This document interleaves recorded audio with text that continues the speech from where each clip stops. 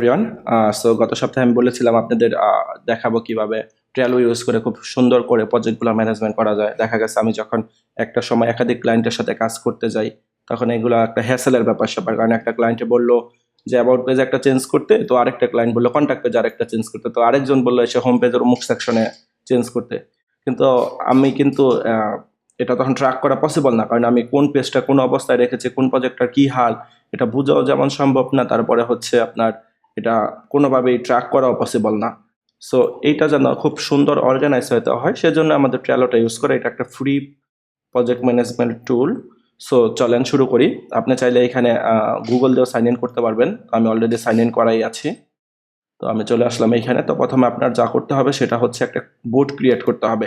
আর তার আগে বলে রাখি, আমরা blueapron.com-টাকে ইউজ করবো রেফারেন্স সাইট হিসাবে।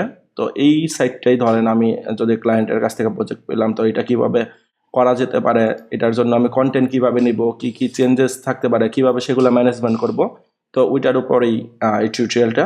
সো চলুন শুরু করি। That first create a board. এখানে বোর্ডের নাম দিবেন। তো সাপোজ আমরা এইখান থেকে ডোমেনটাই কপি করে নিয়ে আসি।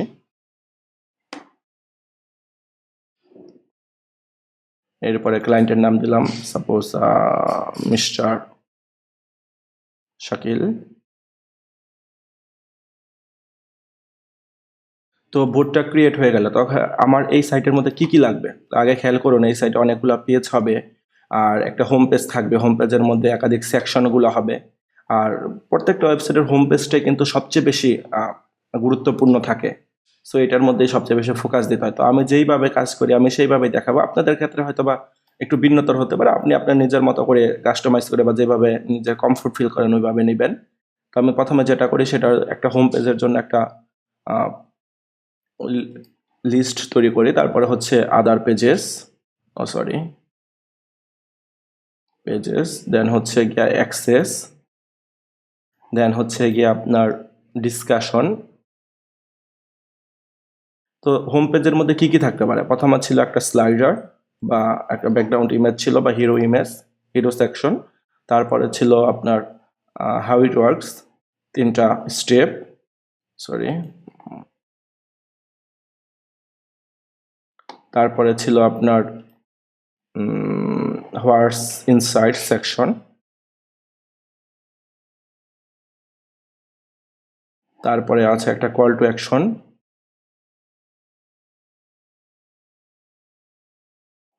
তারপরে সাপোজ এটা গ্লোবাল সেকশন, তার মানে এটা সব পেজে রিপিট হইতে পারে, আপাতত এটা স্কিপ করলাম।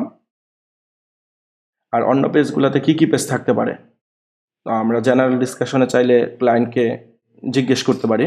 সো চলুন আমরা ক্লায়েন্টকে আগে বোর্ডের মধ্যে অ্যাড করে নিই। তো বোর্ডের মধ্যে অ্যাড করার জন্য আপনি চাইলে তার যদি অলরেডি অ্যাকাউন্ট থাকে আপনি ইমেল দিয়ে তাকে ইনভাইট করতে পারেন, আর এখান থেকে একটা ইনভাইট লিঙ্ক ক্রিয়েট করে আপনি তাকে এই লিঙ্কটা দিয়েও করতে পারেন। যেটা হয়, আমি ফাইবার থেকে যখন ক্লায়েন্টদের আনি এখান থেকে একটা লিঙ্ক জেনারেট করে কপি করে তাকে বলি যে তুমি এখানে জয়েন করো, সে চলে আসে।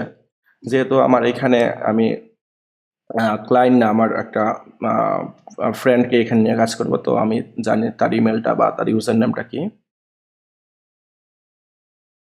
তো তারে অ্যাড করে দিলাম, সে এখন চলে আসবে। তো তার আগে আমি তাকে কোশ্চেন করে নেই। আচ্ছা,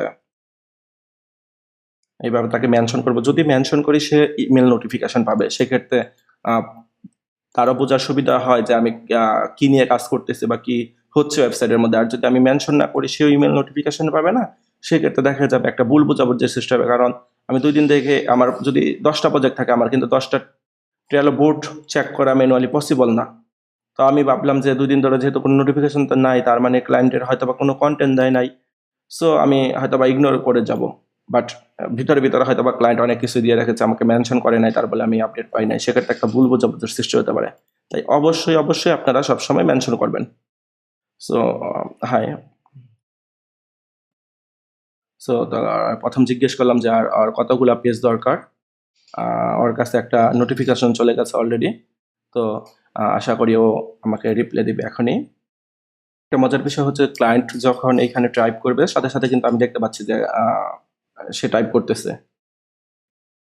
তো ক্লায়েন্ট যখন এটা সাবমিট করে দিবে, আমি সাথে সাথে দেখতেছি কি কি পেজ আছে। সো আমি কিন্তু আইডিয়া পেয়ে গেলাম আমার কি ক্লায়েন্টের কি কি পেজ হবে। সো আমি এখানে অ্যাড করে ফেলি। About pricing, blog shop, about price. তো এখন আমার কাজ হচ্ছে যদি তার সি প্যানেল থাকে তাহলে আমার সি প্যানেলের অ্যাক্সেসটা নেওয়া, তার যদি ওয়ার্ডপ্রেস ইনস্টল দেওয়া থাকে সেটার অ্যাক্সেসটা নেওয়া, এখানে যদি মেইলচিম্প ইউজ করে সেটার অ্যাক্সেসটা নেওয়া, আর কি থাকতে পারে, আর মেবি কিছু লাগে না। তো আমি ক্লায়েন্টকে বলতে পারি যে তো দেখেন এই বিষয়টা যখন আমি ফাইবারে করতে যেতাম সেক্ষেত্রে কিন্তু আমার ইমেল শেয়ার করার ক্ষেত্রে এই সেই কত ওয়ার্নিং হইতো, কিন্তু এখানে কিন্তু কোনো আর ঝামেলা থাকলো না। আপনি চাইলে তার সাথে স্কাইপে কমিউনিকেশন করতে পারেন এখান থেকে নিয়ে, বাট বেটারও এটাই, স্কাইপ আর দরকার হবে না আপনাকে আপনার জন্য। তাহলে আমার ক্লায়েন্ট কিন্তু আমাকে দিয়ে দিয়েছে তার অ্যাক্সেসটা, এইখানে কিন্তু নোটিফিকেশন দেখা যাবে। তো আপনি যখন একাধিক কার্ডে কমেন্ট করবেন বা ক্লায়েন্ট আপনাকে রিপ্লাই দেবে, আপনি কিন্তু দেখেই বুঝতে পারবেন যে এখানে ক্লায়েন্ট আপনাকে কিছু একটাই করেছে, তার রিপ্লাই দিয়েছে আপনার। সো তো আমরা চাইলে এখন শুরু করতে পারি। সি প্যানেল থেকে সে ওয়ার্ডপ্রেস ইনস্টল নেওয়া দেওয়া থাকলে আমি এখন ইনস্টল করে নিতে পারি। তো এখন চলে যাই আমরা হোম পেজে। হোম পেজটা শুরু করার জন্য ক্লায়েন্টের কাছ থেকে আমার কি লাগবে, স্লাইডের মধ্যে আমার কি দরকার, একটা ব্যাকগ্রাউন্ড ভিডিও দরকার, আর হচ্ছে টেক্সট দরকার। তো ক্লায়েন্ট আস্ক করতে পারি যে তোমার কি কি দরকার। তো ইতিমধ্যে আমাদের ক্লায়েন্ট আমাকে স্লাইডারের জন্য ভিডিও দিয়ে দিয়েছে, তারপরে কিছু টেক্সট দিয়ে দিয়েছে, হাউ ইট ওয়ার্কস এর জন্য কিছু কন্টেন্ট দিয়ে দিয়েছে। তো আমি চাইলেই কিন্তু এখন এগুলা ইউজ করতে পারি এবং তারপর তাকে আপডেট দিতে পারি। তো চলুন, সাপোজ ধরেন আমি করে ফেলেছি এটা। তো করার পরে আমি তারে স্লাইডারের মধ্যে বললাম যে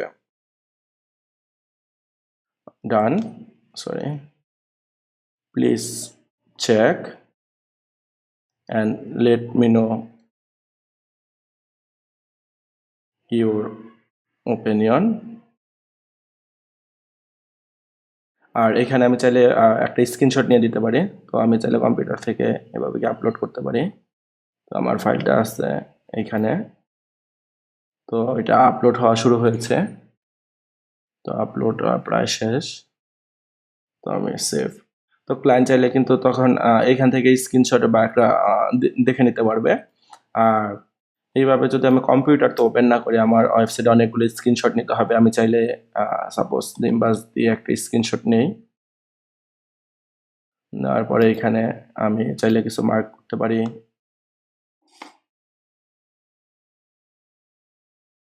তো তারপরে এইখান থেকে ডাইরেক্ট কপি করে নিতে পারি, কপি ইমেজ। তো তারপরে এখানে তারা এসে বলতে পারে যে তুমি হাউ ইট ওয়ার্কসটা ডান। এখানে যদি আমি কন্ট্রোল বি বা পেস্ট করে দিই তাহলে ইমেজটা আমার ক্লিপবোর্ড থেকে অটোমেটিক আপলোড হওয়া শুরু হবে।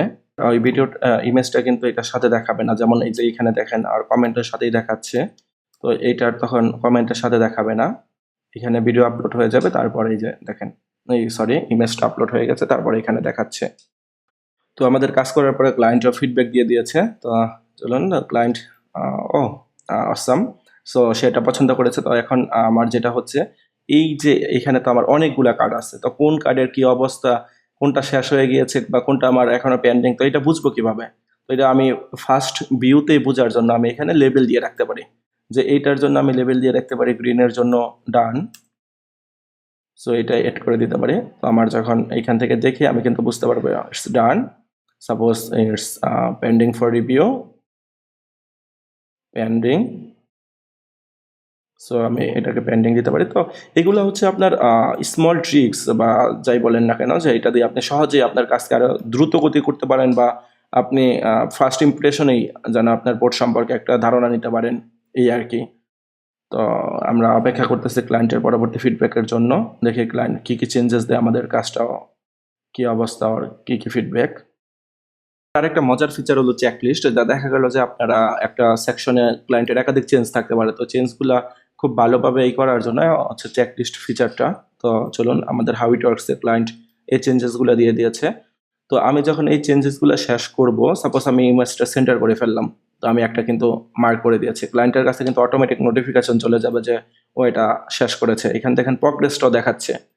তো আমি চাইলে বাকিগুলো করতে পারি, বাকিগুলো সাপোজ করে দিলাম, বা এটা নিয়ে আমার একটু সমস্যা আছে, তো আমি আর কমেন্ট করে দিলাম যে তো ক্লায়েন্ট অটোমেটিক নোটিফিকেশন পেয়ে যাবে, আর আমিও কিন্তু এখানে বুঝবো যে কি হচ্ছে। তো ক্লায়েন্টও এটার সাথে আপ টু ডেট থাকবে। তো এরপরের যেই ফিচারটা হলো সেটা হচ্ছে অ্যাসাইন করা একটা বিষয়। তো দেখা গেছে আমার এখানে একাধিক টিম মেম্বার কাজ করতেছে, বা আমি চাচ্ছি যে অ্যাবাউট পেজের কন্টেন্টটা ক্লায়েন্ট দিক, তো তার জন্য তারা আমি চাইলে এখানে অ্যাসাইনও করে দিতে পারি। এখানে দেখেন মেম্বার্স আছে, এখান থেকে আমি তারা অ্যাসাইন করে দিলাম। তো তার ফলে আমি কিন্তু দেখতে পারবো আমার যদি একাধিক মেম্বার থাকে, আমি যদি এইভাবে অ্যাসাইন করে দিই যে প্রাইসিং পেজটা করবে মিস্টার ওয়াই, ব্লগটা করবে মিস্টার জেড, শপটা করবে মিস্টার পি, তাহলে কিন্তু আমি এখান থেকে দেখেই বুঝে নিতে পারবো এবং তার সাথে কথা বলতে পারবো যে তুমি এটা কতটুকু করলা, বা এই অবস্থা তুমি কেন এটাকে আপডেট করতেছো না বা ফিনিশ করতেছো না।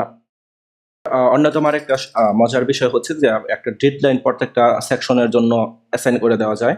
যেমন আমি চাচ্ছি যে এই কন্টেন্টটা আমার ক্লায়েন্ট আগামীকালের মধ্যে দেখে, তো আমি তারে এখান থেকে অ্যাসাইন করতে পারি সেভ, এখানে আমি টাইমটাও দিয়ে দিতে পারি।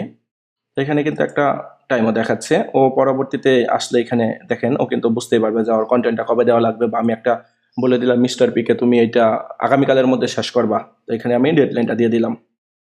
একটা বিষয় করা যায় সেটা হচ্ছে যে আমি চাইলে আমার বোর্ডের মধ্যে কিন্তু কোটও দিতে পারি, যে সাপোজ আমার টিম মেম্বারকে ও একটা বিষয় নিয়ে কনফিউশনে আসতে ধরেন, ও একটা ইমেজ সেন্টার করতে পারছে না, তো আমি বলে দিলাম you code use this code.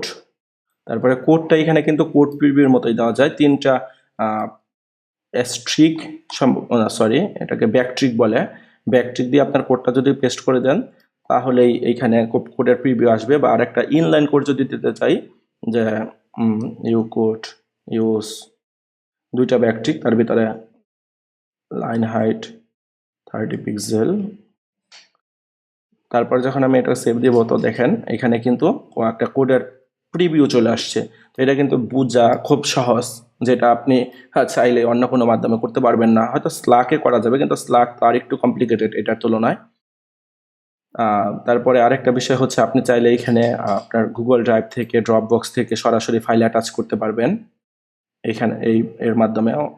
আর আরও অনেকগুলো বিষয় আছে, যেমন আপনি এখান থেকে স্মাইল অ্যাড করতে পারবেন বা ইমোজি অ্যাড করতে পারবেন, আপনি ফাইল অ্যাটাচ করতে পারবেন। তো এইটা শেষ নেই, আপাতত আপনাদের বেসিক কাজ করার জন্য আমি যতটুকু দেখিয়েছি এটা মোর দেন এনাফ, এর বেশি আপনার কিছু লাগবে না। তো সর্বশেষ আরেকটা বিষয় যেটা হলো, দেখা গেল আপনার প্রজেক্ট চলতেছে 10টা, তো 10টা প্রজেক্ট কিন্তু আপনি চাইলে প্রথমত যখন হোম পেজে আসবেন আপনি বুঝবেন না কোন প্রজেক্টের কী অবস্থা। তো আমি যেটা করি, যখন একটা প্রজেক্ট শেষ হয়ে যায় তার কালারটা চেঞ্জ করে ইমেজটা রিমুভ করে এটা করে দিই। তাহলে এটা আমি যখন হোম পেজে আসি, যদি এখন ট্রেলর হোম পেজে যান, আমি কিন্তু দেখেই বুঝি যে এই প্রজেক্টটা শেষ, আর এই প্রজেক্টটা যেহেতু একটু ডিফারেন্ট তার মানে এই প্রজেক্টটা রানিং। তো আমি চাইলে এই প্রজেক্টে এসে কিন্তু এই প্রজেক্টের ব্যাকগ্রাউন্ড চেঞ্জ করে, সাপোজ আমি চাচ্ছি যে আমার যত শপিফাই প্রজেক্ট আছে ওইগুলার হবে আপনার ধরেন এই কালার। তো এখন যদি আমার একাধিক প্রজেক্ট থাকে যে শপিফাই রিলেটেড, তাইলে কিন্তু সব এই কালারটা ইউজ হইলো।